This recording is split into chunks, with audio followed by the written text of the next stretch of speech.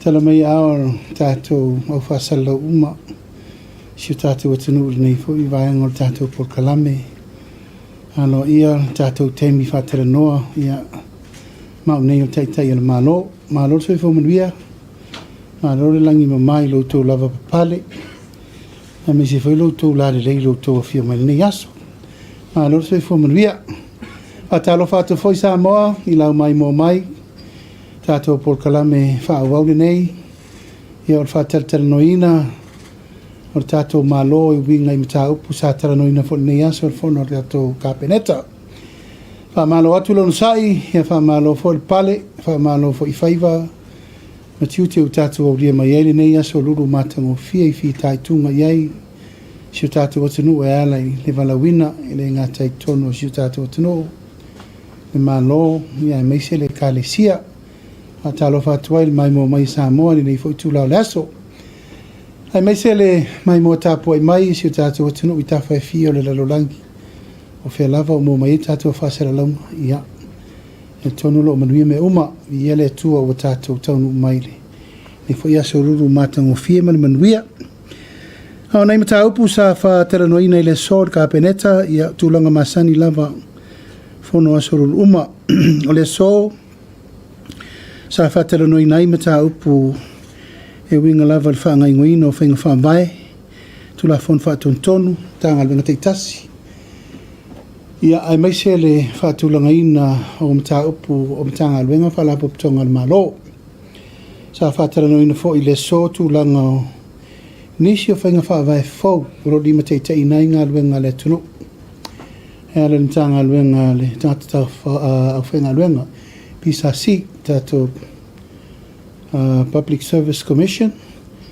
sa fesilingi ai e le kapeneta ina ia mai se whamau ngā lo ia po whea o to aile to o tele o tangata o rofa ngā luenga le malo e ngā luenga I tūlanga company tu moti ia mawhai ngā luenga I tūlanga o nuu mawhianga mai tu malo e son whātau to mai eli potia widi ili al tātou pisasi ia o le mafuli o le whainu mela te le o le o mawani ngā luenga matulanga o le whawhawhawhina le Polkalame fau le tātou malo o lo mafuli I tūlanga o e o lo ngā lue ina lava ainga tautua whai whātoanga au whai whaiva ia mai lātou o lo mafuli I ai le tūlanga o le tautua ina o nu mawhianga mai tu malo e le ngata I lea sa mo mai fau le whainu mela fast food mon tupa pasene o lo afia ia I lātou o lo whainga luenga I lalo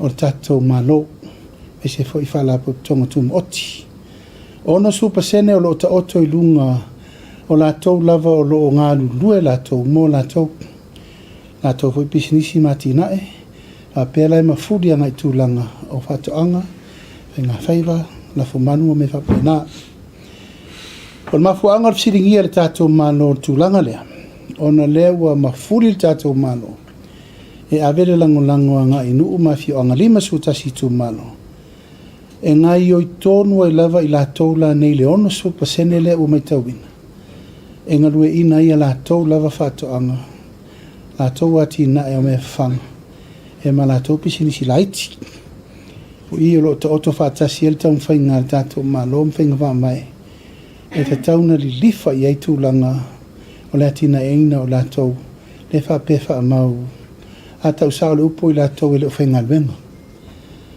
ai a tuu le tala o lo o anga I eitu pe mau al tangata lava ia it's self-employment no winga le whainga luenga al tangata ia mo ia I tūlanga lava o le o latina e al tangata lava ia mo ia al wha moe le na whatulanga atu nei Polkalame al tātou miliona tala o le wadi li whairi fufuanga whatatia al tātou malo I whainga fau a whapeo le tātou 2 miliona le la fiki nei ia yuni lai ua whatulanga ina le whautuanga al tātou malo e ave tonu fono whaavai uma le atunu e whaanganga le tasi te 5 miliona e whaia iati na e ia I tūlanga wati na engo me tonu uma le tu malo tasi te 5 miliona O le si lima se lau wafe tala, ua whaanganga, iri tūlanga.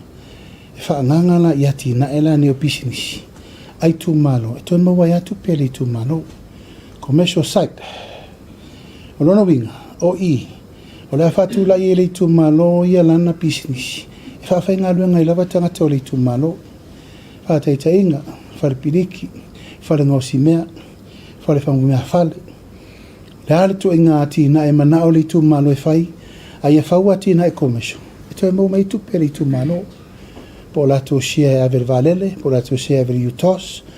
Po le ase tu inga pisinisi e whau le i tū malo. E mauti noi, e toi ta avale le tupe mo lato. O lona winga, e umane le nei lima tausanga. E te tauna tupu le atina e le lima se la wafe lea ua whawasenga le janto malo. O se wha tupu manatu. Ina ia le ngata ina maua le tasi te sima le 5 miliona e whaanganga ia tina e. Awa ese mea tau se tupe whaaputu tupe, e tupu tupe. Alono winga toi mo mai tupe pe whaalu tupe. Tasila na wha maunga le lei na mo mai le so. O mautino ai le tūlanga o le mea o tatia i aile wha maunga. Mo le ngalua ina o i la tau e fia whai ngā luenga i ngā luenga al malo. Fia whai ngā luenga i ngā luenga company tumoti. Ma fia whai ngā luenga la tau lava mo la tau. Isi mtau pu sa taranoi nei le sol whainga whaamwai al tātou pisa si. O le mele nei o i la tau e ripotia mai to tonu. Ua sori tu la fono al pisa si. Le lava e leo tātia le angatonu mtau pu nei. O nei ei nisi na tutupu i meo futia o sola maso walu. A whai me pio pio i to tonu mtanga luenga le malo. E reise a wala tu ina tuai mtau pu nei. I limo tu la fono. Pa wale mela e iai lalo le tanga luenga pisasi o le whaasala o le afetala won oe tue whawhenga luenga oe e por whaamalolo oe au se upu se whaasalanga e tau iai lau mea leanga na whai mole malo pe te ngaoi, pe te le whamaoni, pe te pio pio e leise me whapena o iai atu watu lai whatusa tusa i company tumaoti e mawhaina loka le tangata i lalo 5 se lautala, 2 se lautala, ma me whapena. O manatur kapeneta, ua whai asi maa le ale o le mele nei. O le wha maoni o i la tau e tau valea o maile au unanga le malo. Ai pe ua whai maa alo whanga le mele umalofa ma vai sola. E le mta upu no tau nui tono kapeneta lua fe lusfulma le lua. A mai tau ina i se tangata na whai ngā luenga mo le treasury. A ngai whai ngā luenga mai o ta ngā luenga o aonga. A e ona heki ngā i le tūlanga tupe le treasury. Ma whao ngā mai ei tupe whetu na inga o to tongi. A wa uman whataati al tara le tupe. Sa o whina o malosi le nā taimi e awe mta upu i di mo leo leo. E o me le so e reise men whaia. E isi tūlanga whai ngata whai fo i mta ngā luenga o whalemai. Sa tere nisi o pura lango sa whai kon kalate, whai foi mea pio pio na whai nā e o mai le soe le ropo o whea wo iai. Ei voi nisi o mea i tangata 5 tango e se i tono tupele malo, peitai. E lava tātou te vai te mire e lo longan whatu la i me tauna iai. Mai o lo whai pēr ma me tau mua alo iai, nisi o lau whai ngaluanga, e le o whamaoni. I le tūlanga le, ona ea, e le o lava le malosi o le tūlafono le pisasi. Nā tau te whai ai se whai unga tāra whengai. Ina ia tapu ai la le mere nei. A po isir fia le whapea ua tau le pua malafo. Ai mo le anga inga mo le rumana, e le te tau. Le te tau un wha wau pere me lea, ma ua polo ai nai. Le mtanga luenga le pisasi, e te tau no atu ia iuni. Ua teu le tūlafono le nei. Pulenga tangata whainga luenga le malo. E langona le nganga whaaftaia i la tau o lo tau sisia pēr tūlanga o le tūlafon. Mai la tau o lo whamaoni ma tau ave. O nei fwoi le so ia sa whai fwoi se whai unga. Al kapeneta tue atu limo lo ia siri se tasi o mta upu. Se si fwoi tangata ACO o se mtanga luenga. Ua whamaoni ia ana sori ngā tūlafon. Ia e sau fwoi whai unga. E re tai tai o le me te tau na e au whamau nia sori ngā tūlafon. Nona winga, e te tau na wa aile a wala whaatino ai ia whai unga mō le malu pui puia. Awai i le tala whea ngai ma le whea i le tūlanga o e o lo ngāri rue wha maoni tau awe o lato tiute i le malo. Ia e o lo tata fiti isi ma wha tafulu. Ia ma tūlanga le wha maoni. Ia ai o lo sao whanga pēr mea e te tau o na wha sao sao mole. Umana i o le tatou komisio tangata whainga luenga le malo. Solo pe tatou ngase pe valu nisi o ngase o lo awinatu malo intia. Ato a fo i malimalanga al minsta ta pena nisi o whaatulangana kon kala te fau. O ta tala mai le malo fiti. Mo le awinatu o tatou ngase o lo winga o taimi nei wa tolu atunu New Sila intia fiti. La fo i ua a mai le talasanga le malo saina. Ia, e whata i tai fo la tau fa le maa. O lo i New Sila le aso le nei le fionga le minsta o soi fo malaro ina malanga komiti whapitoa. O lo o e wa ai si whale mai e se atu nei lo whale mai e sa tātou iei mōmua. Tā pena i fo i le aveino nei tātou tangata i whafo. O lo wha mua pēr tātou soi fo malaro ina. Ia, mal whanau nau te inga inisio fufuanga o man tātou tala noai. A wā le wha le leia tili o tūlanga lava o unanga tonu o tātou soi fo malolo ina. Ia, ua mai o na talalo ia tātou maketi. Tātou maketi savalalo i le malanga mai o le fionga li PALEMIA o le malo New Sila. Fionga ia tuisinawe o le mutotua. Ma le sona pasia lo ia el kapeneta ia lisio i latou e tauna a wai whaatasi te tono le tātou maketi mo le teimile nei. I le vaai al malo o se tasi le nei o ati na e wa tauna whaatupu te leina. Ona e le tai lava ia mea ia na whaagil tātou maketi ma talo sanga wa mai. Salo e whaaluaina whaatoluina le lisi le na au mai, nei leo lātou na tārsanga ina i ale maketi i Savalalo. Ia lea na awe lau tua lalo ka peneta. Whaile me te tau na whātulanga. First come, first serve. Il tātou mele sa iei nei. Ma awe le tau tinonga i tangata nei. Ia ina ia awal whapolea. E maua malava avano a leo wha solo ia taurumanga o tāpenanga le malo. O le so fo ina pasi ai le whaataunga o le sifanua tele o lo whaafsanga i mane maketi i Savalalo i Fungalei. Perahim, au le si afa eka atoa le i le ua whaunga whonoina i le so o whaatauina i le tātou accident compensation port. O le whanua le nā wha eka. Ma le whanua lea tu lau lava le iei le sa lalo le au vaai, le sa lalo le au vaai. Tā sila nā whanua le uwha mautuina o tau ave le tātou Accident Compensation Board. O le wha moe, o le whausia ina o tātou maketi whaupopo. Ona o le vainga lena vai ei nei le melen tūla i me le tātou maketi Savalalo. O lo wha tupu tele ina i la tau pisinisi laiti. E mana o mia vanoa whapea, mō tātou wha moe. Ia, le sa whatunuina i le so le minsta o elele, minsta o le ACC, minsta o pisinisi, e a mata atu nei na tapena, isi e tātou maketi fauia e lua. A mata na whatulanga le tapenanga ili me tāra whengai mamana onga o tātou tangata. Tātou maketi fau i lei fungalei, ia, nai tō si whiawa mix wa alora tole mea. Maketi le nā, sa ta tauana tu umo na fualawa whaile leanga, te au fungala au, me ai whaisua, vegetables, me ai tau whamata ma me wapena. Peita, ia wa filongia atoa me tau lima o lava, whale o tiuru manen male mau mea atoa. O lea la ua manatu ai fo e te tauna, tu e whai umaratu langa. O le tu e wha tu ese ina umo me nei, me lava tau me tau lima, tau lava, me wapena, ave me tauna ave iai. Ala maketi lava ia i fungalei. O te tau an tātou tu e fo i aso ia. O le maketi mo fua whae le leanga tātou tano. Le whau tapena le tonu mautu mo tātou maketi sa masani whaitai o sa. O ieri wha moe mo e te tau ana tasi le spot.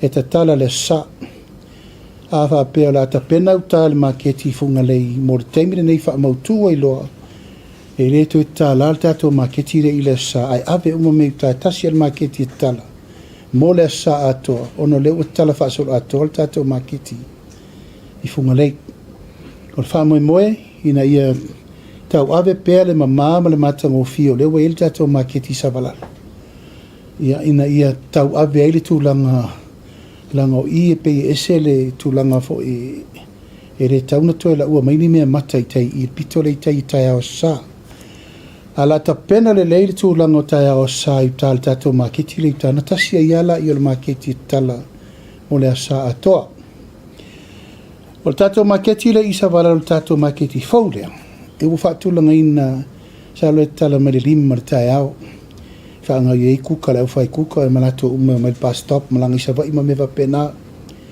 ia e se i tau le lima po le ono le fiafi ia a iai aso le vai aso e whai le tato le shopping le lai wha peo le tato le shopping a le sfalele po le so tofi whai lali mea nai tala me le tai ofto ata poni sifuru po o wha moe moenga na le wata pena i le tato maketi ina ia mawala e wanoa e ina i tangata fo ia i whaifa atau le fiafi ala iai fufuanga na leo whatatia mo le nei taimi a wale wha moe moe ole tato tau e veino me tau maketi a e watu le tu a lalo pa ia malima malo lato u malava e fia maua ni avanoa a ngā i pia le ofisa o Samoa Land ia le stala lo ngoa ia e lalo le lisi ia le tato whasolonga a malulua tu fo ile mau ese el committee ono tulanga ye inisio o tau sai lalo tau swafa le lisi ia asa mai tau ye ai tala futu ua ile multa to maketi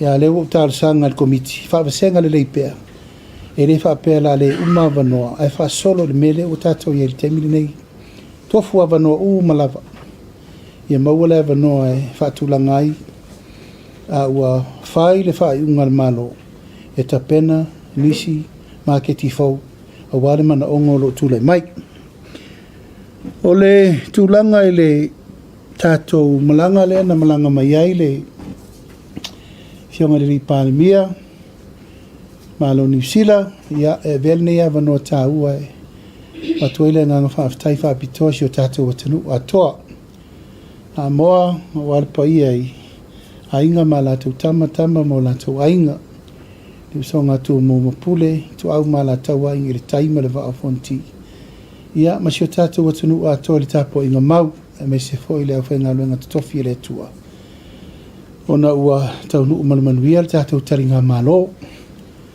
e le la titi le tapenanga sa tatu ye le nei tol waso se tapenanga tile ma se tapenanga fo isa ye le teltonunga e tau nu malmanuia e la vaina ye nei lui tau fa fitauli ia e fa penale soi fonga le ase fai va no ma se mau mori le nga fa te tele we mal manuel nei va moe tele tu ta ua sa mai ta wina ia tu langai fe ngainga fa mau malo ia le fe ngainga tato va male leo mai New Zealand sa malanga fa pito mai ai le minister leo ia mal minister tute sainga tato MOU te tele ole e umal masina nei wo mai le to lima to ono mai New Zealand e nga lui tonu tanga luenga le so soni iona vai nga SS elena sai ni elta to MOU male fa lau tele ina ole to mai su enga anga va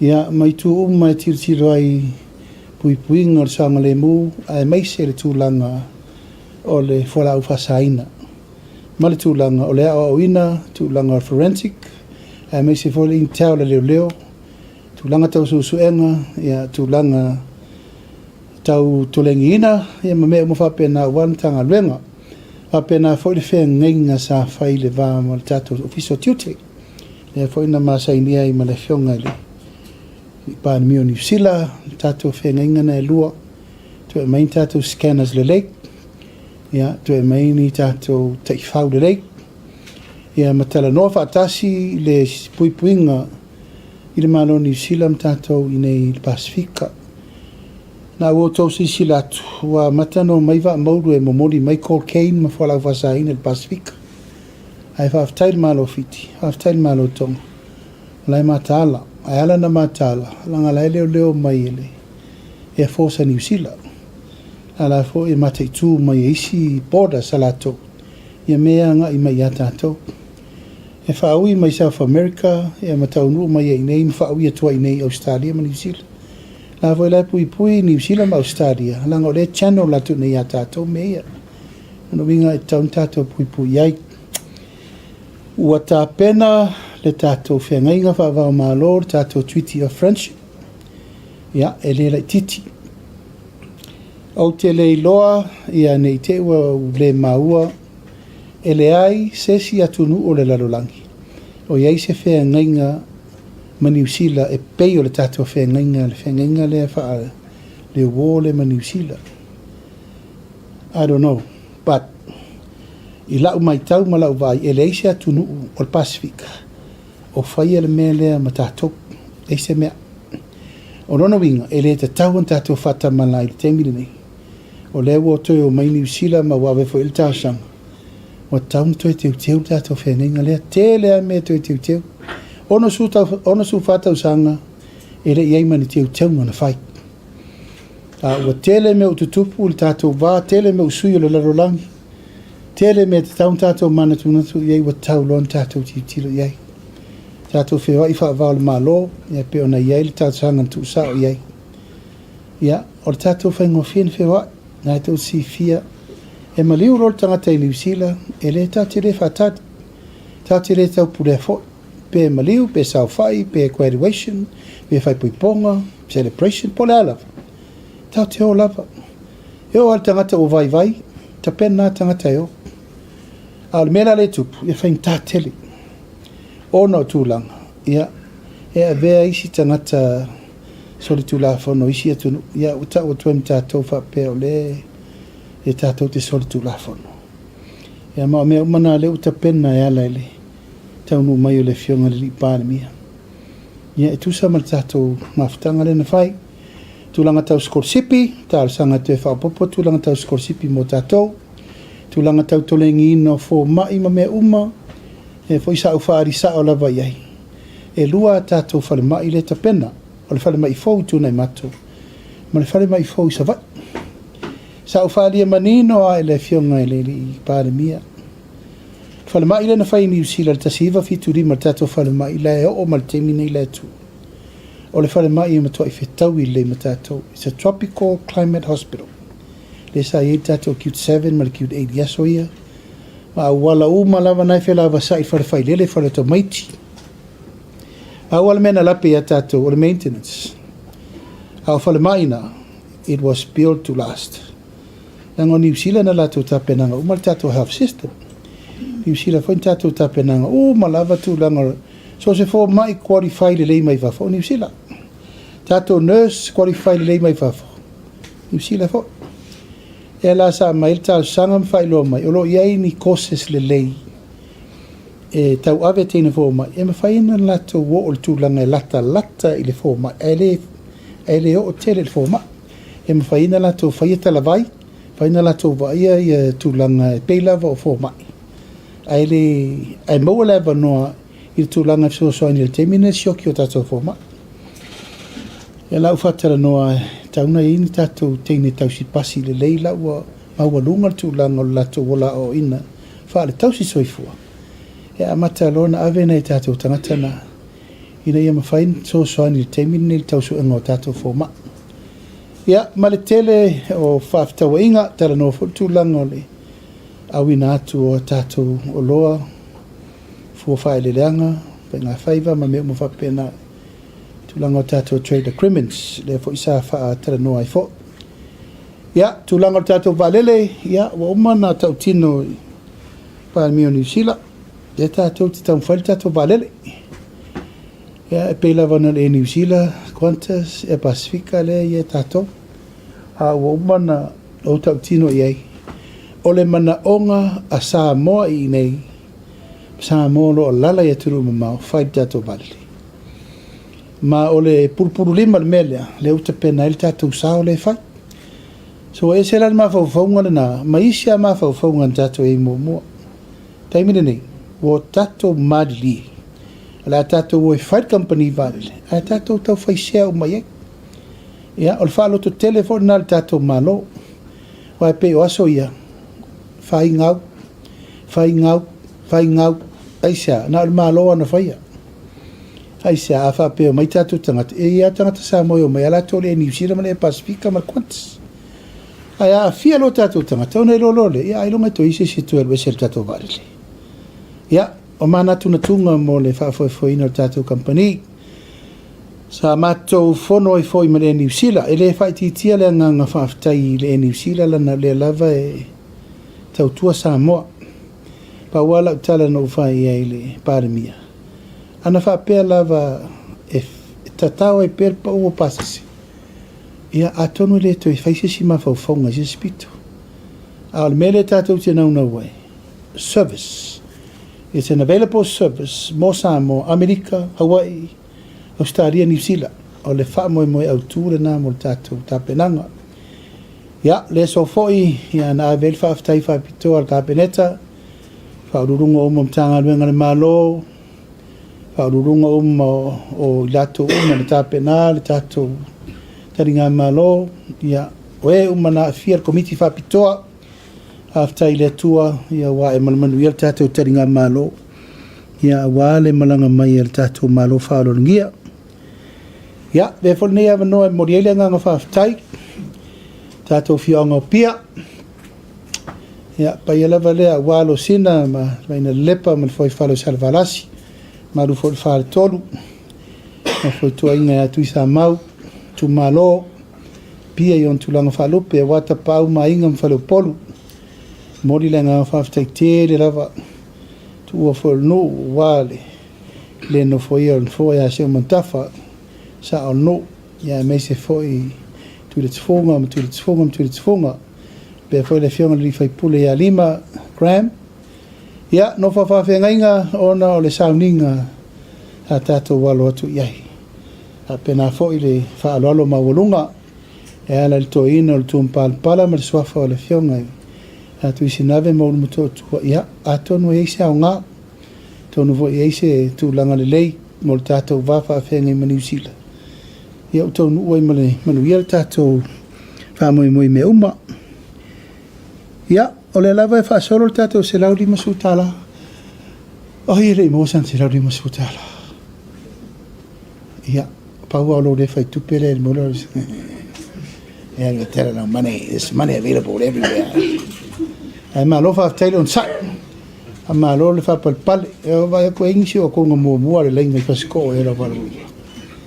E fa malo atu lon sai male ang papale se mato tu malo le fa manei ya via le tua na e fa solo tu la vatu lango fa mai no le tuta wa ese lo wa mawai la to sano fo no foi le palota oka se le ar rofo ni tana sai le ma fa le rato wa ya tau fili ai sui tau va ya elena tia e tu malo ina umanei ai tasi ata i rua palo te vai.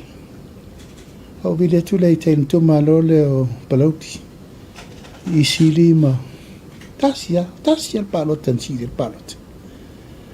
Au sili tu i tai le OFISA whainga palo. E vai vo ape fingi sui o le kuma. O kaskokeri. E tato va vai la le mentau fao i nil palo te. A le tere is palo te tafo sole le o le stala. E ili tua nga. Whapena vola le palo te lea. A sa fata mo mole na umanei ale lua va te le sa fata le palo tare nta mo nei o yo lea ta ua le fai ma inga no vingo lu mana je lo ngai fala ar ku pe ko le skala eso i ko ke ora le anga fa pena te tona ma auto ai si le ta ua la wa ya ta ia ma la si le fa ta ua lo tofi e pa lotta le ia tangata le tu malo ia whaaftai o lewa sei whaai ule nā luenga whitai mo le voi whaaftai le whiunga li ripule o le tātou whainga pālota e te le tūlanga wai o mai le so le tumtum watai ia se tūlanga silin whatau ia ono le whaama ite al tātou malo e mau o mai lātou e re umwhaina le stala ia le tala le nā ia ini mta upu tau te fia sao no mai ai tātou whaasoa mta le noa ia ona whaawawelo le tātou polkalame e talatu le vanoa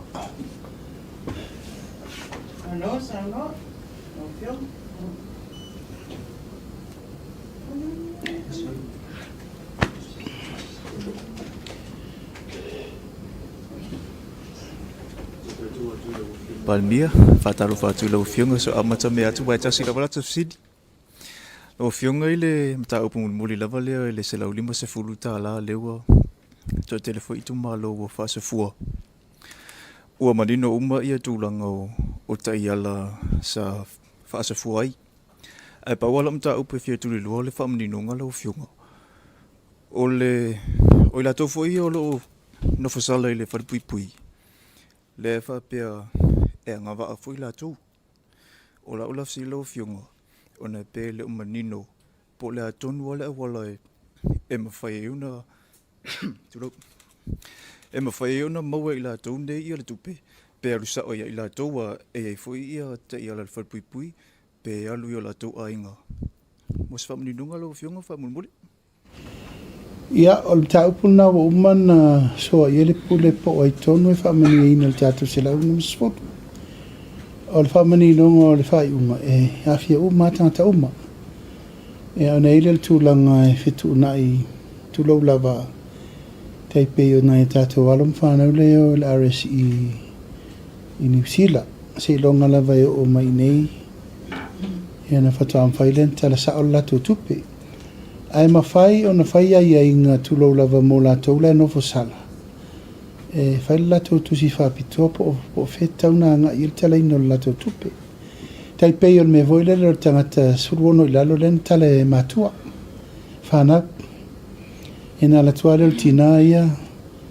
E mā veo matamaiti lalo i fwoi lalo rana vāwa inga. Si vana ili suruongo i lunga lenga. A wala tamaiti tiam tala lan tupe. Ai olo iei au wala o te loe mwhaina whaatino ai. O na o lasa a tatala le vano mo lato uma.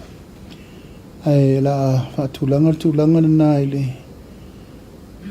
Taimi e whaamautu mai ei lato uma o no fsala. E o na whai ele tūlanga e tala whenga tala ino lato tupe. O mai mea i lau whionga. Ia o lau se amta upu o le tūlanga i le tātou whainga wō ma le whainga paanga ma New Zealand. Le peo na e saunua manino e le ato e se taimi e sila i toi teu wina. Lawa whionga. Po le ase sila i e lawa whionga ma le tātou malo pe ato e teu tātou whainga wō wa whaisi leva. Le ua onos full whātau sanga. Ia o le lava e polonga si o tātou watunu utau mwhainga o le itu utau whemalanga inga i visa. Po le ase sila i ai i le una ia leo New Zealand e alo lofa e au mai se free visa mo tātou e whemalanga i ai lau whionga. Ia, o te loa wa umana whaafonga le New Zealand tātou tarsanga. E mulia ina lo whai atu nei. A lau e luma mea o le PALEMIA o New Zealand tau whai ngā tātou tangata lei o. Ia volo tau whai le whionga ia ana e awha. Ia manisi o le tātou atenu. Lau e tonu. Le fo ina sa wasi i lalo tonga le tu yono le tu tala nel tato. Me fo le abato tatsi tseni le nei la fa upasia. Au la leo o me umana e afiai. Le afio la tona i benefiti. O alanta li e New Zealand. Ai poloka benefiti.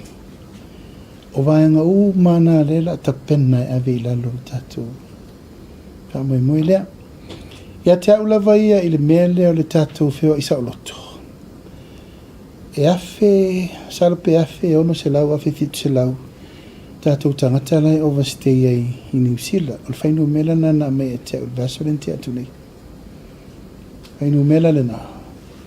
E ser popole i New Zealand. Ono le tūlanga le ia tātou le o atu sa o loto. Langala le o le mele tātou tena nau atu ai. O le whio isa o loto. E le o whaingo whia New Zealand i lau wa ai te tala na o Samoa. ai whaasa o mai sia tunu o Pasifika. I le waaila le me fo le fina wai anai o i le na o Samoa o Pasifika. Lona winga a whaia manuia, whaftai le tua. Whaftai. A o au lava ia ma lau mai tau. Pau ale me tau. O le mele sa tato ia yaso ia. A palai nei ale visa maua nei. Ma le tato multiple entry le sa tato ia. E te whaatanga i New Zealand mo le masina ato. Pule oi lau waru malau sau. Ai maua lau dua petol 14 days. Ato e maua le tato mena. O te tonu tato a mataina. Ina ia mawhaina to e lola le mea lea. Tupu al wharewe olo. Wa ova ma le masalopo wa ova le lima suru ono suru au tusi lango lango e api. Sulu mai au le o le oki kangu kai au. Kai pui ponga le vaso le wa lewanga mai graduation. E uma mena e le ito e mawhaina whaafengo fie. A o lau mau ma le tausini onga. Ona o le free visa. E toso mo le Pasifika atoa. E lau le mai tau. I lau fo i vai tau le fai tau vai leina o le saunoanga le palemia. E le fai ngofia fai unga New Zealand fai. E fai ngofia ona. I le na o tātou le overstay alai o. Tele isi atunu le Pasifika talo e mua tonga. I to fiti tātou mai si fo i atunu ulu. To tele isi tangata fo i lai overstay ai o. Ai ono le tātou na nau atu lava le tātou tuiti. E le woa tātou, we are now family. What is family? O i nare walu reina walu atua i le fionga e. Tuisi nave moru mutu atua. You know, a tātou ope ono whai atu. O te le lope isi atu nu o Pasifika. O isi tuiti mi tātou. A le alai walu atua i le mena na ai awha petupu. O umano o whailau tau tinonga i le palemia. We have a responsibility to do ourselves. A whapela e o tātou tangata. E i fo le mea ngā luenga le malo. Ia sa iri kangakangi. I koe fo i markeimi leo ai. A whape whakanga. Whaftai. Nā leo mi whakangai. Vai aso, rua vai aso. But we have a responsibility. A ova man rua vai aso. Kau koe whafoi. O le wawean koe ka pungi ere mea. Ai kako ka ria. Ato talia, it's under the agenda now. At talo i le li so soni. O isi me umai le na le visa. Te le i mta upu lai whatara noa. Al tulanga lava ia ono le meo le wari lifa i el tara noa ngana nei teimi. Ya. Ato lafo le whautautanga New Zealand. Tuli noa tali kasiri le kama luale noa kionga. Tulanga le treaty o tato kama o osu whatau sanga le tato le ainga. E iei le maua nisi whape fwoi le lo le upu wasani a tātou e a New Zealand tongi le moa e ule apa tūlanga whape na. So what can you do ia ensure ila retain a tātou family lewa iei nei? Ona su whatau sanga tong whai tātou. So what can change e mawhai e ona tupun me le SML ai tātou vai ngau tu atu iei? O le ia te awia. O le whawhitauri na len tupun hei. Sa taun tātou mata I tū le tweety le sa tau an teu. Maybe every 10 years ma teu. Se manu, e address umar tele o issue. I le teimine nei, I alela ua pile up umamea. Sa uma priorities ia. Ua tulou le whaperma fia o le li poti no o vea I limo o tātou foreign affairs e ta pena I le pepa e alu ia. E alu palemia mafi. O issues uma a tātou I nei mea umala na ave. Sa o tā pāfo I ar fina ngalo tātou whono whawhau tua mana I New Zealand. Au mai le fina ngalo o le mena so I fuwai tātou tangatai o. A wafo I awai nei, e rei a fia le malo I fina unga ina whai nei o le citizeni. Ea, ma le free visa. O tātou tangatalai o no ifo la tau fina. Fesa tu el malo nati. Sa fata tato. Te mire nei. O mana o mia le momoli atu I lungo diplomatic level discussion. O inala. Fa sanga le leima I fongo le malo New Zealand. O le wa fatu e tato fa va malo. A le nganga tonu ana na le o tapena le mele o mana pasiner ka peneta le le komiti whapetoa e a mata na ta pena le reviewinga o le tatou treaty of friendship. Tu ia mtanga luenga tolu, tanga luenga le PALEMIA, tanga luenga le waifafo, tanga luenga le immigration. Eno mailo le faule a wivi, ta pena ave New Zealand a mata whataltanoa. Ma lo whaiuna na mawhaian nafi ma e whionga le PALEMIA New Zealand, ta pena atu me uma. E ma ta pena lor so tanga, usa uno sa uma e al PALEMIA New Zealand e mato uma. Ka peneta hei.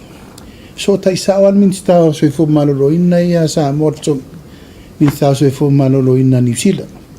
Apena fo ia min stao leo apena fo ia mau ale so tai ngale. Ya no no fala ia mo ma va langa o tato va malo. E tala no ila lo foreign affairs ma ta bu fape. Ala ngangol PALEMIA la o sa no mai o pe al tato va mtu tweet.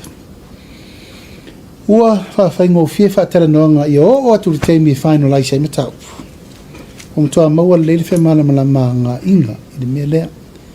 Ia, e pe whapena atu se tala, tele matau. A lo iai ma tātou matau pu priority whalamai. Ia, ma le soifo ma awa onga. Ia ma tātou visa la le whaatawhatu. Fionga. Ala ofisiri la fionga o le tulanga se lauli ma se furu. Ia sa mai tawina foi la wa ya tu fa tan no la tu no ma la tu ofisiri ai. Pe le avea ia tulanga le ma tulanga tu mau i tau sanga uma la fionga wa ia tulanga pe nei le ma taina wa onga la fionga. Ola me la ku oi pe fa bese mele. Ata to mata itu. E pe no fa ya tu nala na a ese manato le malo. Ona o tātou tau nuu mai le teimi wa avatu tu peitua.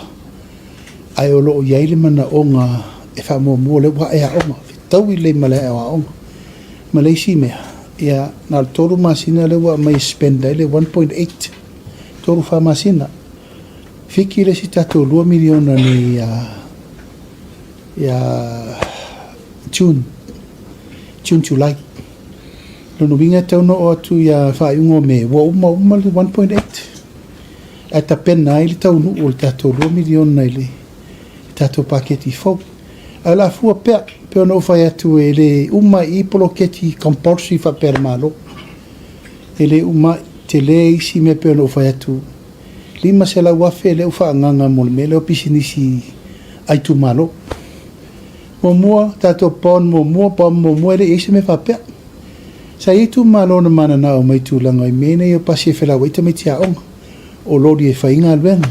O le masini e whaatawai pala mo neone mamma ali tu malo. That's generate revenue for the constituency. E lau whaatala I. Tulau lava le tātou te lolo mai tūlanga o tapenanga o mea aia.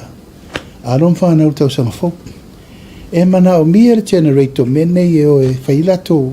O mea umane le tu e watu hui whafoni mea. He mai ai to tonu le. A mai ai to tonu le tu malo ano mon fasi o pua o moa o ma memory ku malo fa ka me fai me. E re tu e fa nganga se me fa foi. E fa tau mai ai. Ai per tu langa na o se mere lei e le fai tu o. Ala tato matai tu. Fionga tulanga leo le nofoanga le tua I le tatela wa fionga. Le sa sua ina sa fufoina mo le marketi. Pole ase fufuanga malo lo sitsila I mo le vaenga wa tele se langa tupe sa fapea na fatino ile nei nga luenga la ofionga. O le mantuo ina le sa fapea sifi e kako makiki le wa umalu mai. Aina tula I mai loa le whainga malo fau. Mato olo le tu SS. O teltono e whainta lava na whea pito na itua. E nana ilona to e decide e to e amale maketi luma. O ina le o to sisira le tate. Wale ofi e pakanga I to tono le tate itself. Le la ua umana whaanganga I fufuanga se me whapena. Pea whape to e mana mia nisi ka paka to e whapopo mo le tate la vaia. O le whaua umana whaatau le si pis le luma mai whapsanga imsa valalo. Le ai ele whalata vale le a le rental car na ina. Ma le si pis na so o toilo ma le McDonald's. Wha moe whatau ma le tatou malo. Ono le mafuanga. Ia tautau fiofi whanua i te tonu le taulanga. Ia umia pere malo o wanga luenga mo le malo. Tulou lava fo i le voi tātou te pisa o leo mai company mai fafo, mai la tō mai fafo, o mai whaatau le tele o ele le taulanga. Au ina le mena e lua le la atu e so o mai irka pakale. Nā fo tātou vai le tate o le ofi lava, o ngā tere le tate i tūlanga on tanga wha palemene, ia le nā fo i ina. Ai o te loa i le atina e le lei ele, tātou malo e whaatino ina. Sa noi lau fionga. O la ofisini mo whamol mo le tūlanga fo ile le e leto e tau FEILOΑ'IGA o lewa tātou le tūlanga tonu lava o atu nuu e wawa ai e le fianga i tusai o le tauale e aluna i Amerika ma Iran ma Israel. O le fesili. Pe awa e sila fia fo e lau fionga. O a ia fianga o le tauale i lunga o atu nuu o lalang.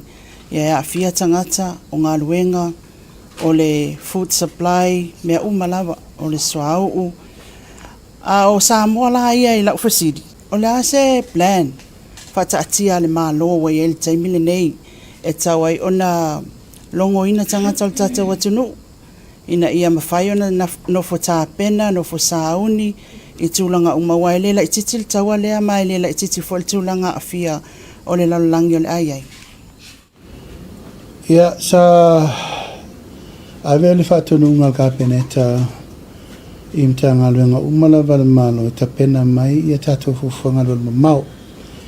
Lea lana teipola nei lumo le tātou kāpeneta. Mua a mai le tūlanga ro i le tātou malo i te tonu le ono masina. Tarun tūla i whainga malo fau leo taunu.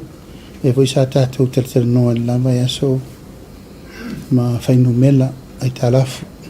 Tupe maua, Foreign Reserve, GDP, leo taunu ulen tuwhai a tātou rwasa renti atu nei. Tātou polkalame leo tapena, e leo tapena whātumtumulima. O le tau ala e alu, e o mai ngalu i nei, e le whapele e o mai nei. Food supply, petroleum supply, o mea uma, le tātou te whalango i e le tātou import, o mea nā lela tātou vai e. Mua e o runga tau o supply o me whauwhale, ma mea na e rem whain tātou alafia. Ai sea, o mea le tātou te whalangolango i o imports.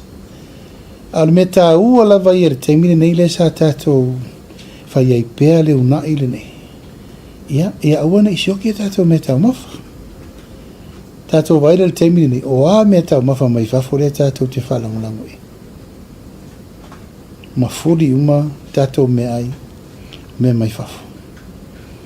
Nono wing, le lava una i atu tātou, mea lava lo te pese ai, whai a lava tātou mea anu, o a mea whain tātou tāpenanga i nei, ano manufasi, i atu langa fo o whang, e masani anu whatu ai, whai a lava moa, whai a lava pua, o povi, o maa moe, o a umati nae, e le tātou le toi alofia tātou rei rol me topu. Ia, tātou vai le ngātai whale ma meu, o mea nā le taun tātou titilo ie. Ma e le te taun tātou whatamala tau an tātou tapena. Le tūtau swau, o umano o tārsanga ia New Zealand soani mai pe a te iau tātou whale tonu. O le tapena le whono whabitoa i le vai aso le nei, o umano to fia le fionga i le sui PALEMIA atu e lupe e teitei whono i le vā o le treasury ma le tātou petroleum supply, PPS. Ina ia wani tātou whaale tonu tūlanga o soau mō tātou, e whaise fo i le tātou wafi mōli ma mea ma le tau te alua le temi. Tau tātou tāpena. Mai le lai titi tātou tāpena ngana mene nā. Ia a whapea fo i whaale tonu tātou supply le temi ni. Ia tātou apa ia New Zealand, e o fo i tutuila. A te rau whatamala e tutuila langa re whatamala Amerika e tutuila. Ma tua fol tato unleaded lena mua introduce mai samo. Tutuila na lau mai. Te mantua Alfred Hunt. He was the first person nana mai le unleaded le tato mai tutuila. E ono winga la, le lava tātou te tā pena il tūlanga o tātou sua, uma me va pena. Au tāu sanga vo i le fionga i le PALEMIA. Ono tūlanga o pensini o valele. E wa pe ma mafa me uma le New Zealand me e sa wala wa i valele mo tankas ki kele. Just in case it happens. A leo po pipi tātou tāu sanga e New Zealand. E tu lau lava nai tau tifia o mea le ami ma mea umai whela ua i mea la ua te loe te lea se sa palai o ta pena vo i New Zealand i la tau fuel storage po le alava i alau ta pena tu langa ia tau le tamau a inga i oe tau tatou ta pena nanga e te lea i a fianga mantua tatou tupe la fo mai tatou tupe lo wha nganga mai fo i mea lo wha tangata mai fafo.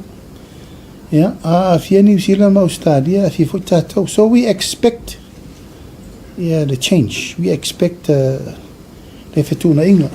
Mō tātou lava ia. Taun tātou tāpena. Me fo lea watu e lava wha malo si au. Me siri ma le tāua. Lewa i tupe i tu malo. Ia afia lola ia tāpena me umal me taun tāpena e. Ina ia wana i tātou tō lia.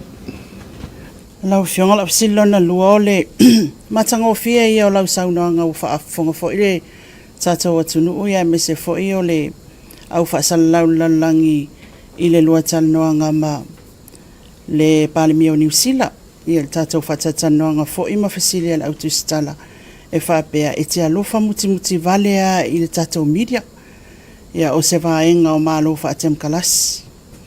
Lau fionga o oil tangata lau ilo te ilo e sila fia lei. Lau fionga le public fika.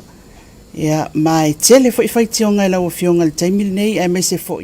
Ia o le umi lava o le nei fo i paia inga o le afa pena lava o na le malolo le tele o whaitionga. Ile mata upu ma le Samoa Observer. Pe e tu atu ai whaapea se fasili. Ea ele i tawhane le finangalo lau fionga le tūlanga lea. Pe a mai tau o lewa e saunoa, o tūlanga tonua ia o mālo whaatim kalas, i le mātou fo i tū vai. Nā se tō whaila o fionga. O lairo e l'observer me whai.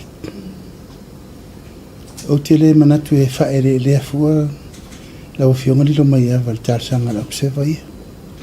E la tsi fiel me tauna whai. Ioe, a lea tau whasoso atu le tele o me se le ai whai. Yo mai le so le ai fai. E le ofua se tap. O la manau e la o te wha alo atu. Ai le mawhau whau mai la. Let's be fair. Let's be very fair.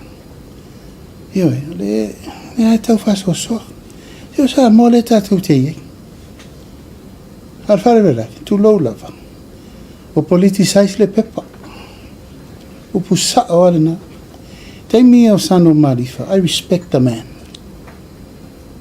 A tusi le tusi e sano malifa i aso ia. E sau malea o ngata ua e sau. Taimi le nei, wale kea tangata la tia tusi.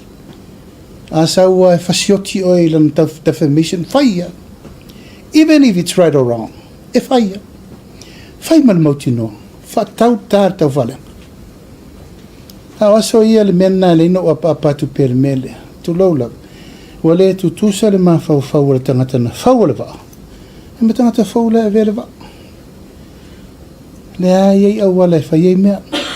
Awe vei o maltaoni. Whatau tu tū, e reise se whatau tu tū le malo. O le malo sa moa e va aia tangata un.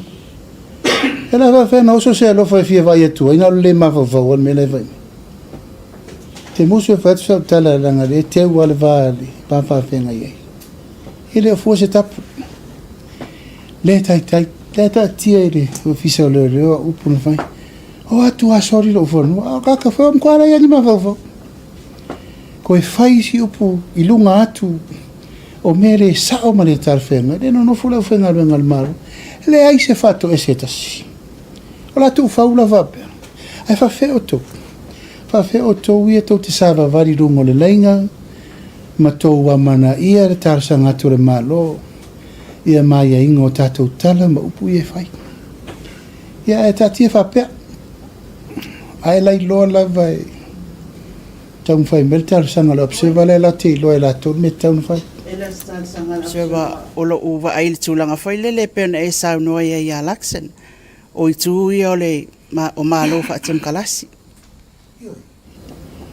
a to vai ni le monio lo tala le fai atu na to vala au ma ia te wina walo loma fai nga balot vala au ma to tu lepa si me ma na to ia uma o ai na pia na o na pia wa una o cha mana ia o to wa ia sa utala na la wa si o to fa valvalesto ofisiri fa me hei se upu awa upu na lafo ia o to lafo el melale ele taimi se longa te va ai atu a ngai mai le me wai lol me taun fai e to fai la ia a voi ava nova o mal termine il tato media council o fe la sulu ia o te el mano ele se media council a o man va tu la ngatu me a ngai ai tau pulengo me va bene e na sa lo to la ia pul le tangata ai tati mai langa foi le wa mai atu foi sa fa election wa nga New Zealand ia il tulanga o toi foi ele o malolo ele tele o tala o le fia sila fia foi ele tata o tunu o le mea umana tupu o le tulanga foi le pe on tai wa le press release le official malo ile tulanga le ile por kalame pe on ta wa over excited le por kalame wa la yon fa ile tala ia pe o le tulanga lava ia o le asa ta sanga mai laksen o fel sa wa o tai au foi le e tele ia o tala na o mai foi le media la to i le tulanga foi le o fatinonga le malo ai le o yeso ma to so engele tu pawalia o le press release le to avatu ia mali tulanga tonu ana ia ile por kalamele pe ona esa no ia tapola o tele so na fai se tala i se me fatu ma o te musu e to e foi tu al tala o le uta unu le nofo o le mea sao lava ia e tutusa le talo sanga mai alaksin ia malo nofo fale nofo it's the same thing ana yelo umanatu a fa pele talo sanga mai o te fai le nofo o fai le nofo ia awo musu e to e halo i tual mtau o le u fai le nofo a le tele i o le fue lave na to yo al va veau le na fa fe festa malo fe me o la mai mo le fale vai mo ke ke ngofo ma fa fe ele o mali le fale vai mo le no fa malu lu tu la vai suri ma fe o e na fa di mai lana no mai tu si ata wa ni si fo suri le tu mano si u fa sina ya se mantafa e me si fo suri fa alo sina o sa matu fe ngai malenu o pia sa o fa malam male yai le mana onga ale malo ono tu lango lesa ta ifetala no ing o te mana ia la to tu langa te ia nei de nofo pa wala me no tu vala au le tu malo ya tu le tfunga ya ma le fai pule o le ale tu langa sa o le mtau ona e fa peata to me ele ya ni no fo te le fa pele pisa fa pe e ia tu langa te ata te so ale pule o fea la e li lifa iai le lautele o le langolango. Ia le mena nai fai. Ia a ese fol tato por kikine. Ese fol por kikile e fai mei niusita. Ma lau sau fo i fa solo atoa ia su le si vang vau fai. E re mana na o tupu le mele. Ona le la fa alo Samoa. Mana malo Samoa. Ia laksan. Ia o le vavea wale na ua taunu mai nei. Ai o maritala e teo. Ua popole lax e re fa tau nuina lana nofu ona ufa mai to valu se la wa feta ngata ia a feta ngata ia la mai sorte te o le mai tau la si pare mio New Zealand o se mea e mata ngalo na sawe faila na nofu ia e ari ni winga va pe te eni sila na nofu e ano fa malo si ale tai va vea na una wolongo ele fa o le tato foreign affairs fa tu le fa tar O tātou upu ele whai rungo ke fongi. O le ampasa ni New Zealand, o le hai komisina New Zealand, o mai tala no. E pei ono o whai atu. Pe talasanga mai laksa ni la upu le na whai. Pe le talasanga mai fo, o whai, o le mea tasi. It's the same thing. Pau ale mea no o manatu ai. A le tau nu ure nofo a le PALEMIA o New Zealand. O la te lele a fianga le tātou wawa a whengai, rono winga. O le whātau nuina le moni o tātou upo o tātou lai. I au i o leno o atu lava le tai au whaadi mailo nātunga lunga le mea tonu le tsau no iei. O whātu ia le leik, a whaapea o le e te atu ngaru o na whaapea o se talo sanga nā mai. Le a whainga, e mwhaino o si tau langa mo whaapea atu, o a uno o whai atu. Ono lo manatu, sa iri malo, whaatau nu, whaafotupu, o leo tā pena tātou. Ia, o le sacrifice nā no whai. Au te roa la where lei fwoi tala i lunga, le te sau no mai, whaapea mai o lau tala na whai, alo se mena mana o ini usila. Ta si al tangata e mori mauri mena, o mātou le sa i mem tupu. Ai wa umanatu, whai ia o mo staulanga, tu ia leo santarsanga, au tātou nofo. Ele lau tātou o, tātou lau ofo. Au tau nu, o tātou sa wha. Ia te au lava la ia o mana e wha mā le venga sto ina marana mataupu. I ono le alanga mai o, e whewhewe, i le upu lea. Me i te uwha o ngale matai, a whair free visa. Si o ke ofo. Ona e se fōle me lai ka kiki mai eisi pā ki la ngiusir. I le me lai sto ina. E no whatu le, ia, o te poli. Le la tau i le upu lea. O au le ua u whapeatu. A fio mai e, o le umadili e mai le fio ango pia e. E whailau whafotupu mal whafotu le vādi. I elena ma whailona tātou whaasoro lom whatau nuri nofu. O le whaasisi langa le nālanga la fo o le si vaenga o le au mafia matalai. O te tautala se i le mena nantupu e o tautala atu au ia whaifo ia o mos taulanga o le nāmea. Ina ia sao tātou zawa ia le wau. Yo le nawo manino sa mga refema te tai tulang ng tao nila tulang ng sema mata to tai ay panana to ta tia ka te mata nila manino ya mo mana mana ko ay ay si ta to si mata o tulang ng tide sa mo ile ko mata ya mara se pa wata to si to ta to si malo la wala sa ina fiong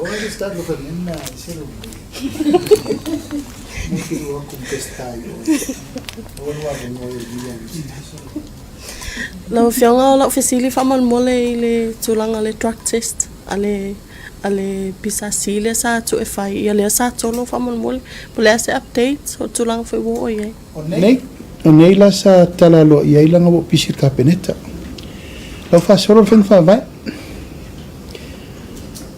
ele tu ta fietato la va o pasir paketi le strose fa solo ai ala fa solo ya tu sayo na lo fianga le minister le mtanga lo ngale e ole so le sa launch ai foi ale la to pe o se ta ia la foi ole drug test pem fa na e sa no lo fianga tau fa manino e wa mo ila vale sa mo le press release fa pertania fa mo lo fianga pem fa na e sa no to no va henga o tau la ia ta ia la le fa mo Tayala ia tutusale mal tayala pisasi fa malusia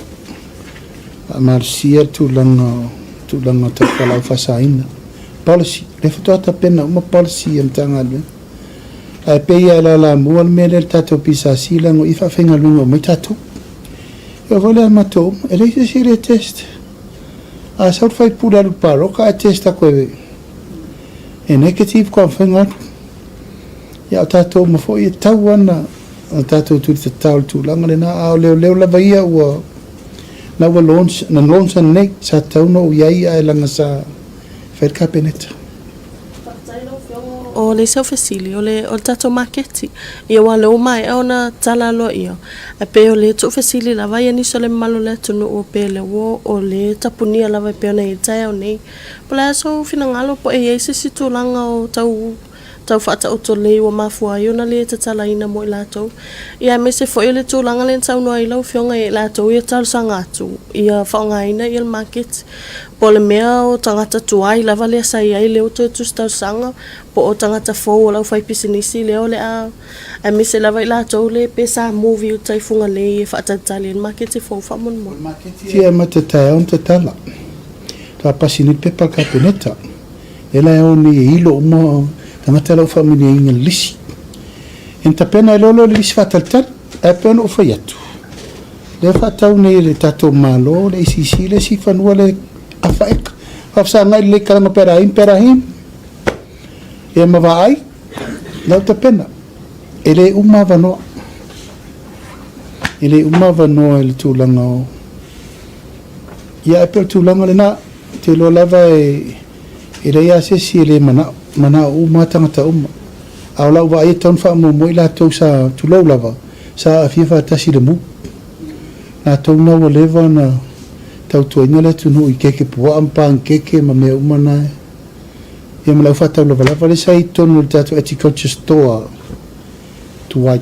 Ia eri murfa le tato maketire me. Tai lau whionga la umu fesili munmuli o le tato se lau lima SUSUGA. O le lewa tali manino lau whionga i la tau i no fosala. Ai mo whanau nei whanau i no fotono le SVSG. O le ale whaanga solongo la tau e avisa o lava tino i tupe i le SVSG. Whamon mo. Tuala tala rino vai atu. O le se lau lima sifulu o sufatau sanga i lalo.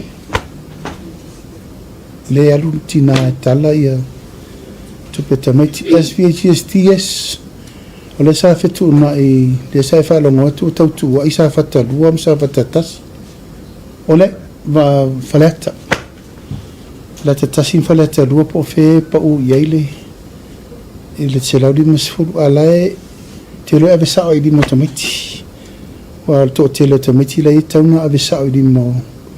Wa o si tamiti la i o la tomatuana. Fa yel tu langole. Fa o ngali.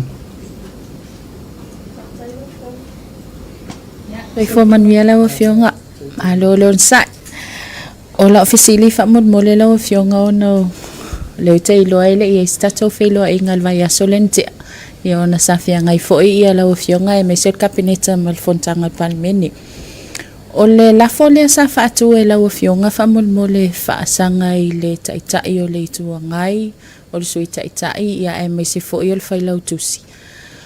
O le tūle fia fesili atu ai lau whionga o no lea saangi ngā lau saunoanga. E au fia ai ma OFISA whaasara lau e walu.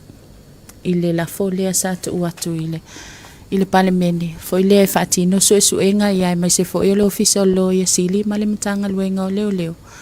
E mawhai ona whamanino mai lau whionga whamolmole. Ia po ai OFISA whaasara lau e walu whamolmole lau whionga o no telefo i e ua tu fesili. Ia ai pe o le avano leile silingi ai la o whionga whamon mole. Ia te loe le tue tau whamtala ina le ninta upu o mawhoino wharasi e tono le palemene. Ia te le teimi le mawhau ai. O mi se teimi. Le lai titi teimi o 5 tausanga. Chau pa inga whaure nei ono fitu masino mawhau. Fai taufi, fai tu, talo, tono e fua stapu. E mone lava. E o al tae ao arena. Ia, sa manatu se tae ao. E mawaini mawhauwhaunga lei. Ia maltulanga lava leo le wawhero roi. Peita, ua wasua malia lava le mele nei o le tula i mai lava. Fai ha upu matala. O a tato mele tula i tula fono la iti, tula fono tu mau. I le vao le fai pule. Le vāo le tau singa le mamalu ma le tau alotu la fono. La lau tau whafonga.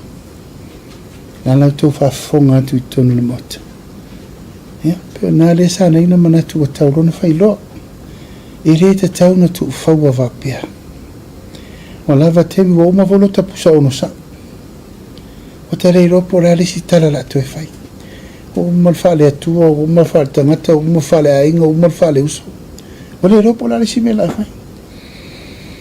Lau la manunga peo no whai atu. Se re whai me nei wha peo se pui so mamalu. po so tau lo po so tamari ang le ai o ha u le o tai tai de malo o ha u tai tai le tu no I le tai mi nei la sa to fa fonga I le pare mi o to tu no atu lai menta ngata fa pe nei la launi upu ia te fa mata ana se si o to le sa fa no fo e to te la vata tari nei upu le 5,000 o fai ia foi fo pe o to because you are not wearing my shoes. Tote le lore o ona ti ngā melwhaingta I ringa te atea. Lok tu malo, siu wainga, siu whanau, o ai siu whanau. La mene, I don't leave my family alone. Ana me le tote vai atu ye. Nau tō vai, e mo mua pā I le whana. La sau tō whawhawhawha, e mwhain tō tatali upo nā. Pea whapea o tō ia tote. O te whawhawhonga atu ai. Au lo ulava turi mata inga, o au teitai o le malo, I have to protect integrity o lo tūlanga wha PALEMIA. Lena leilo na mafua na uta PALEMIA lea. Tūlanga lava ia whaal tūlawhonu, o awed whonu vitala. Aisa, o laile pa whonu vitala, ile tūlawhonu pupu ai le mamadu al PALEMIA. Ile wafa whenu o tamata o la tūlu I tawina, sori ngā tūlawhonu whaal PALEMIA. Malo si anga le from fetela tu sare le malo si anga from city court of parliament power and privilege la anga from fetela ngalo ko kana anga from sa kinira ile varne le support le pula un penvaton ile speaker wana le infanta ofitela ngal from later that's the court of parliament if I am infanta ele foi fetela talu malta siva nos funa fa vai tu la fona ele lo te tia le foi nos te tinga ta si foi aisia ele nos era si de le vale lo que kula fona because el tu la fona lena e matua ma oti e lava le malo si angol palme le la na no suru ro fona fetela o le autu ina atu ai inga umma o le ma fa nei fai pe le au ma le po le nei fia tausa e ma le nei fia tausa o tau na fai sio fi na uma fa por venga fa le ka fai o malo ele na le na fai o le to valu le no taua ia se io I ni for tu la fo non to lore ai lo ai o ele ai sa bang sala na fai era me te popolate you don't have to worry to the others you know fa longo I var TUSITALA ia na tere na upuleanga I PALEMIA le malo ia na sa uni le mai le ia ta pena me se lauta mir sangol fusok ia la umana momoli la umana momoli le mta upu I tel PALEMIA ia le lo lauta to mai lo le vai tele le fafo na la na to anga fa ia fa sanga mai ala ia ere wo man fa tu la fono po feltanga te munga mai fafo la o mana faltu la fono na mai nei awa nei tofo se vale ano wa popo ia tu la fua le leile me awa nei ia lunta inga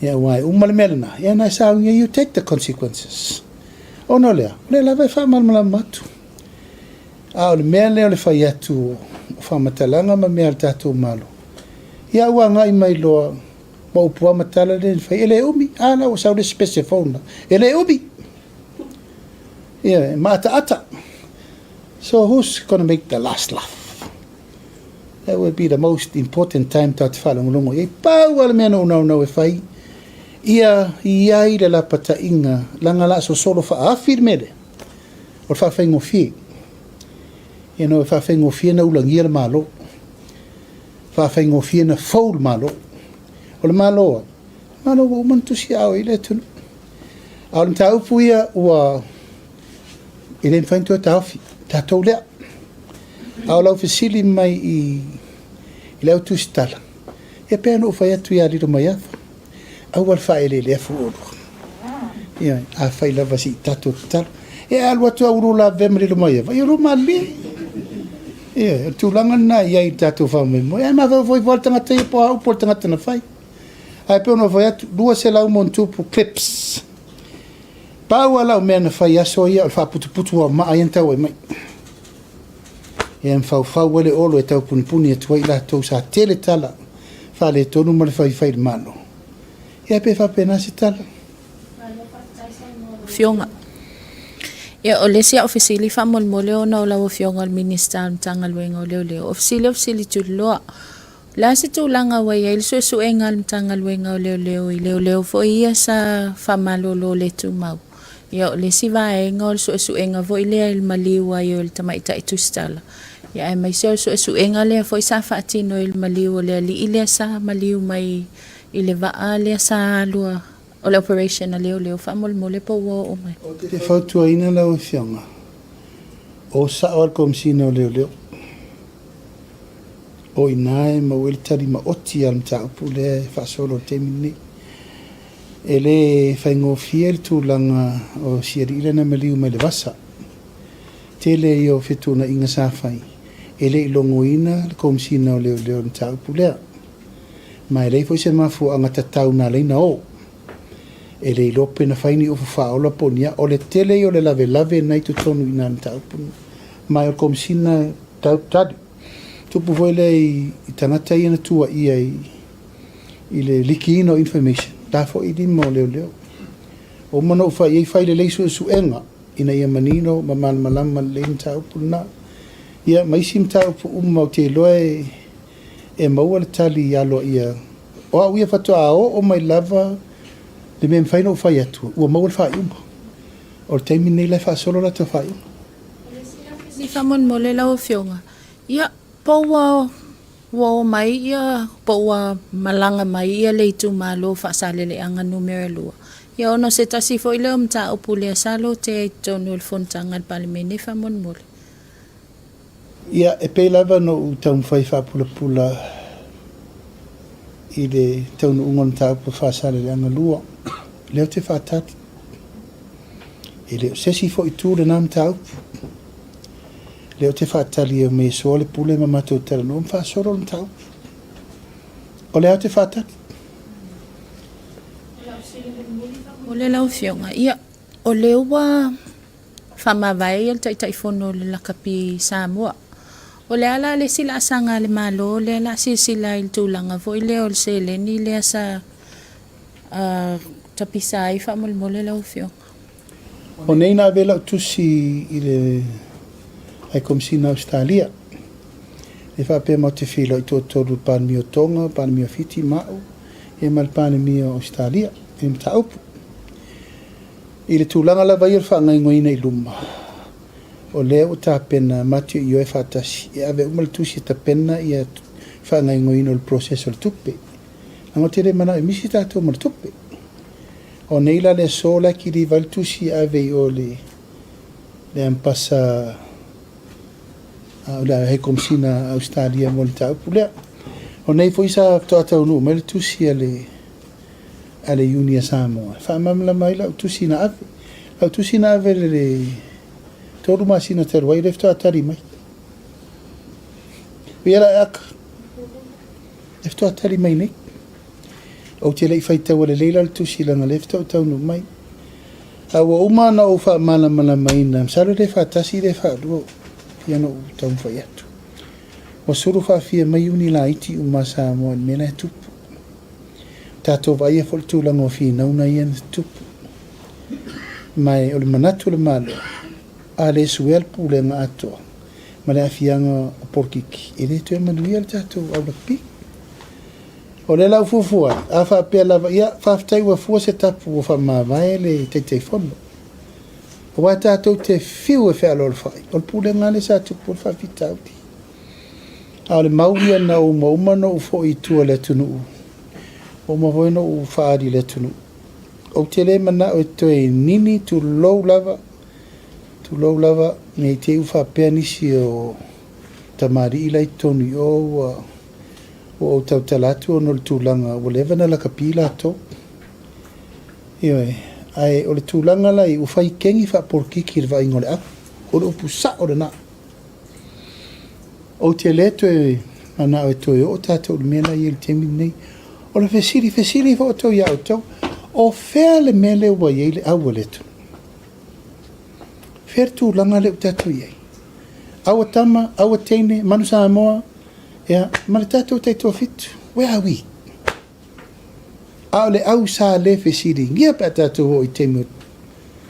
Ioi, langa sa tapua ia umai le tunu. O whaiva e tapua ia, whaiva nai manuia. Aua tata mala le mele le fia uma. Ia no rola e le tūlanga, le mela le tātou i le te mire nei. Au ia o ta pena a whai lava e whaaudio li tō lava le fi ngau o le iungi kuai. O ta pena le iungi whau e whai. Mai paulo le awala, o te manatu, e start fresh o mai tātou la kapi. O na vai mai lo leo lango ma sa mo la langi ato. O tātou me whau le lao e tō la lango ina i manuia le. Wha mo le tātou la kapi. A le nganga lava ia, o avela o tusi i le asosi ale au liki a Australia le no mai mato fono. Ua le lei, le atapa le lato fina ngana, wal fautuanga na no mai fe mei etea. Fatua lewa no whaatali se i tapena atu le tali a Samo, e lau tapena le tātou tali lana a venei. Whaatara nor tupe, a umana mai le tupe i limo le malo. Fifiri leo le malo, le ma pulenga fau e anga i e. Ia, mata o tonu le meo lo, i e fina ngā lole. Le tunu? Ia. E se si fsiri ke fau. Ia malia pesta se whakanga mai le se furu fsiri re. Lau fionga malia lau fina ngalo. Leo wo. Fsiri kokongi la leo. Oma fsiri fua fsiri kokongi. Leo toi taliu mai i el minista voi leo mtanga luenga tsele le sa malanga ono tato le vaa. O le voi wa umana sa uno la o fionga le vaa le au nga le vaa le sa tu e le sa fata o le spa. O la se tui poti mai il minista o le tulanga voi leo le tupele wa umau na lu i le vaa fa mon mole. O le vaa e faita o le fono fa bitoa a au lo yasili. O le fionga sui PALEMIA ma le board. O nei loa ila i o le sila sanga. Ai o le vaa. E te le fo i lava le lave o whai ungan tatou le whaia. Te le. E lai tau whaine so le pure lana wa ova ma luasfu mon tupu miliona tatou tupe. E re mwhaila na tia i wha per tupe. Tau na fua le malo le awala. Te whaola le tupe lea. A ua mai ne le whainga malo i tutonu. O atu, wa ai, siaki. E re saunga le mure wa ai le vau ponu sa vai. E tali te onunga tu lau lava. Te re ropo o whena wha vai ai le awala na whai ai tu lango o marine assessment safety. E lai tau whatau nu. E pau ala awala le tu ni matai le malo. Wha uma lele ngā luenga. Ia e vaise si awala pe tu e whatau le vaa polasi si me whai. E tu e wha ola matupe le. Le malo au tae au fai le fono fa pitoa ma le board. Fa asoa lau pule imta au ono masina le fta o mai tonu malo. Ai o mai fai si lave iai ia inga. E le i fa tau nuina. Na mafu ai o na fitu na i fa pere mea ua. Ia ele mfain tia ia e luas furu mo tupo miliona la. Tau fa ai ele tunu. Ia, fa afta iatu. Ia mal malo tātou au TUSITALA.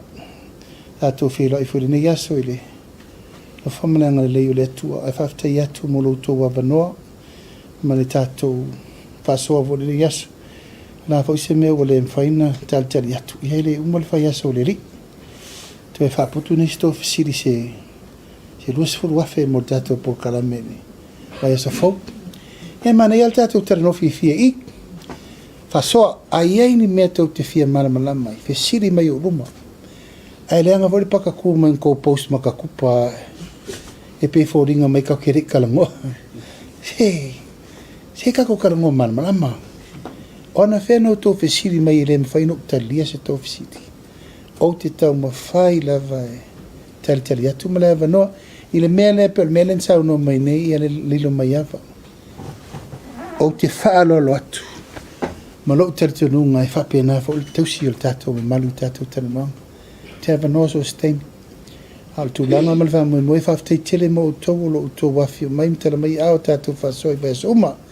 o le 12 te tele tapo i mai sa mo le nei aso tatou tapo ia favor nei vai aso e me se fol nei aso tatou ona pongi o le to e los 5 minute ia le fai por tatou fono talo tala lo ia i fol tatou talo talonga mo nei vai aso o le fa mo tai tai tatou so i fo manuia ia awale tatou por kalame mo le vai aso fo tatou tala lo fai le tua so i fua so ni mai fai valo filima o wal tatou ngaluenga a malulu atu foi ia se upo la vale ma le tau tamali lau whaafonga mai tatou tusitala e me se foi le mai monga le atunu ia tatou la foi inu le aina e fotua il tau malama se si tatou talonga fau am li tele whaaftai foi a pesta ma tatou OFISA me se tatou press secretarial i wal tatou whaamai mai manu tele ina le ne fia fisa molo tele atu soi fo mai manuia